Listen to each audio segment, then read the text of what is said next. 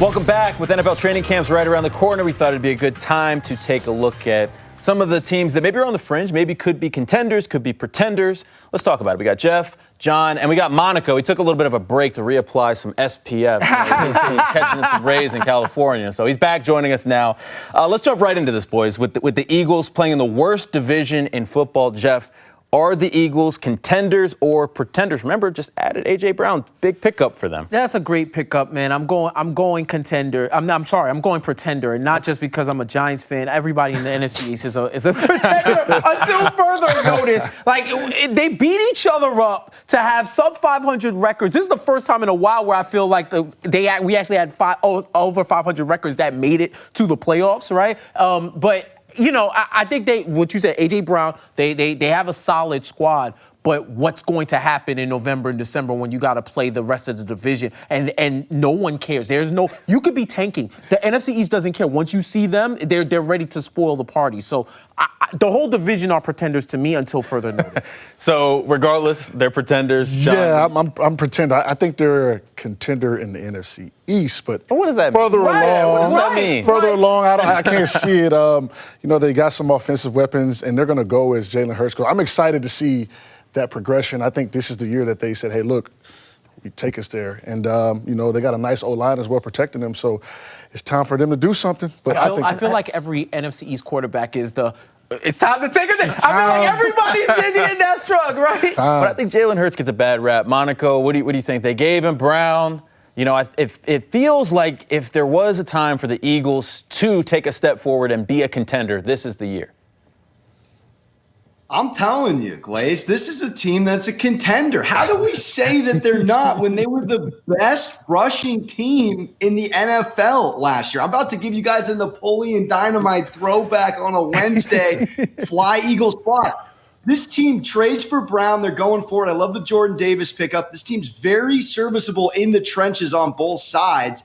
And when you add in Brown, my goodness, if Miles Sanders can just stay healthy and be serviceable, this team can win 9-10 games. Also, you add the combo of the NFC East and the top 3 easiest schedule next year. They get to play the Lions, the Bears, couple cupcakes.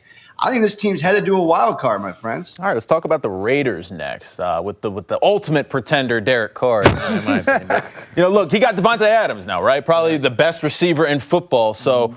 Listen, they're not going to be an easy out. So are we looking at the Raiders as contenders or pretenders for this upcoming season? Oh, man, you give me the black chains. Give me the chains and the Viking helmets. I'm in the black hole with y'all. I'm contending. Yeah. I'm going contending with the Raiders. Devontae Adams, Derek Carr, that's the connection that narrative-wise everybody's built up. But on the field, they both, 4,800 pass yards from Carr, Devonta, Pro Bowler. Still got Darren Waller right there? Right, like Hunter Renfrow. Like, they have people, and you want to talk about a war of attrition. That and AFC West is an arms race unto within itself. It's like galactic battling at this point. So I do think every one of those teams are going to be contending. It's just a matter of you can't send all 4. It's like the opposite of the NFC East. Right, yes. It's the mirrorverse of the NFC East. Sure. Raiders, what do you think, John? I like the contender. I think Carr's a little underrated. I mean, he was the number one graded, properly rated, PFF graded passer between the numbers last year, and now he's got a guy that can go Darren outside. Waller, he's got to do like Darren Waller. Hey, listen. All you gotta do is just be serviceable, as my boy Alex said, and I think they've got a chance. I actually sprinkled on them earlier in the season to. Win that division, man. They were plus 700. Yeah, that's nice. I mean, I think they're gonna. That's a nice bet. I think they're gonna, So Monaco, John's back in Derek Carr. I think he's a fraud. I feel like we're kind of connected here. What do you think about the Raiders?